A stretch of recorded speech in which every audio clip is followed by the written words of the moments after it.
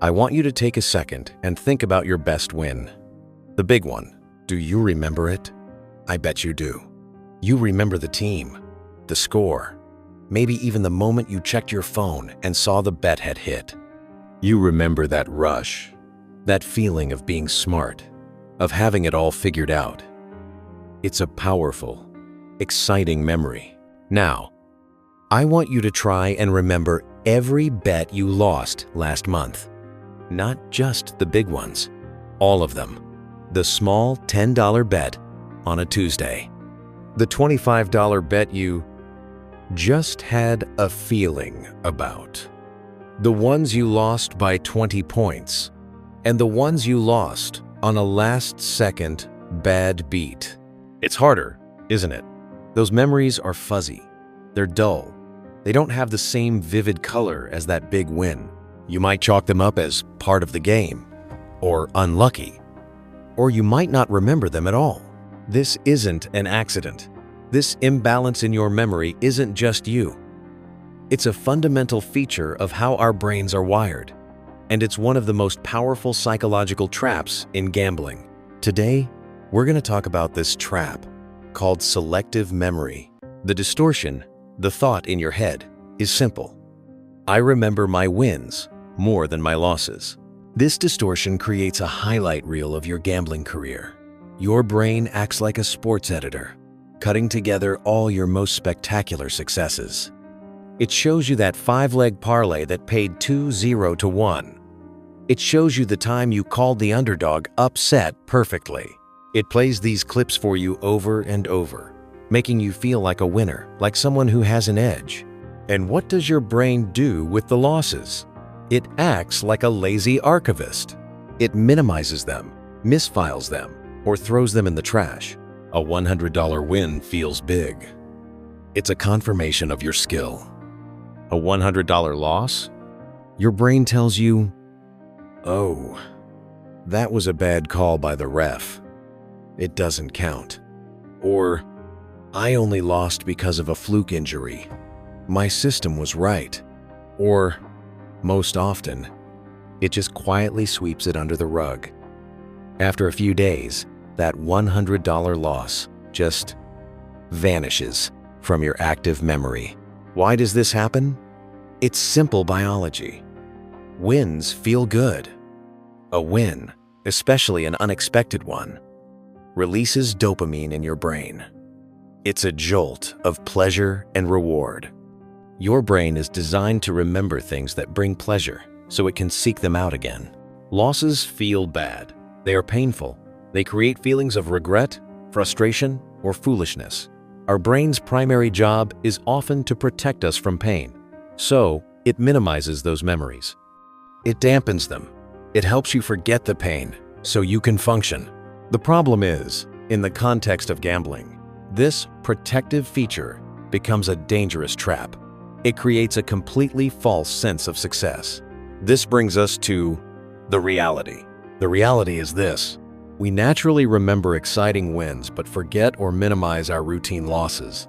This creates a deeply distorted and false sense of our actual success. This false sense of success is the fuel that keeps the gambling cycle going. Think about it. If you truly, accurately remembered every single dollar you ever lost, if every loss carried the same emotional weight and vividness as your biggest win, would you still feel like you're good at this? Would you still feel like you're up or about to break even? Probably not. The distortion is the gap between your perceived success and your actual results. Your memory gives you a 10-minute highlight reel of wins. The reality is, the full, unedited, 10-hour movie of your career, which includes all the wins, but also hours and hours of boring, forgettable, and painful losses. Your brain is feeding you propaganda about your own life. It's telling you a story that isn't true, because the true story, the one where the house edge is slowly and consistently draining your account, is too painful to accept. So, you're left with this huge disconnect. Your feeling is, I'm pretty good at this.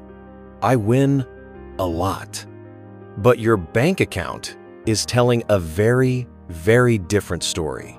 So, How do we fight a distortion that's baked directly into our brain's emotional wiring?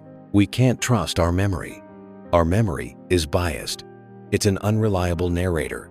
Therefore, we must stop listening to it. We need an external, objective, unemotional source of truth. This brings us to our counterthought. This is the new, true thought you must use to replace the old, false one. The counterthought is, my actual balance tells the truth. My feelings are temporary, but the math shows I'm losing. Let's say that again. My actual balance tells the truth. When you feel the urge to gamble, your brain will inevitably play you one of its greatest hits. You'll remember that big win. You'll feel that rush. That's the selective memory kicking in. In that moment, you have to stop. You have to recognize that feeling as a cognitive distortion, and you must actively replace it with the counterthought. That's a nice memory of a win. But what does my actual record say? What does my bank statement say? My feelings are telling me I'm a winner, but the data tells the truth. Your bank statement is your real memory. Your betting app's transaction history is your real memory. It's the one that isn't distorted by dopamine or regret. It's just the cold, hard math. This leads us to the behavioral part of CBT. We need an action, an exercise. You can't just think your way out of this. You have to prove it to yourself with data. Your new job is to become a perfect, ruthless, unemotional accountant for your gambling. Here is the exercise. For the next 30 days, you must track everything, not in your head. That's the enemy. You must write it down on paper, in a notebook, or in a spreadsheet. I want you to create a log. For every single bet you make, no matter how small, you will write down the date, the bet description, the amount risked, your stake, the amount won or lost, a positive or negative number. At the end of every single day, you will add up that won, lost column and get a daily total. At the end of every week, you will add up the daily totals to get a weekly total. And at the end of the 30 days, you will look at the grand total. This log is your new memory. It is perfect. It is objective. It cannot be fooled. It doesn't care about your bad beats or fluke wins. It only cares about the numbers. The next time your brain says, "You're pretty good at this. You should bet on the games tonight," you will pull out your log. Your log, your real memory, will tell you, actually, you are down $480 this month over 52 different bets. This log becomes your counterthought. It is the undeniable physical proof that shatters the illusion of selective memory. You can't argue with your own data. To recap, our brains are built to lie to us about gambling. They make us remember the exciting wins and conveniently forget the endless, boring losses. This is called selective memory. It creates a false highlight reel that makes us feel successful, even when we are losing. The solution is to stop trusting our faulty emotional memory and start trusting cold, hard, objective data. Your new thought is, my balance tells the truth. Your new action is, keep a perfect log. This is a difficult thing to confront. It's not about being smart or stupid. It's about fighting a biological impulse. But by using data as your weapon, you can see the truth. And that truth is the first step toward taking back control. If you feel that your gambling is causing harm to you or your loved ones, please know that you are not alone and help is available.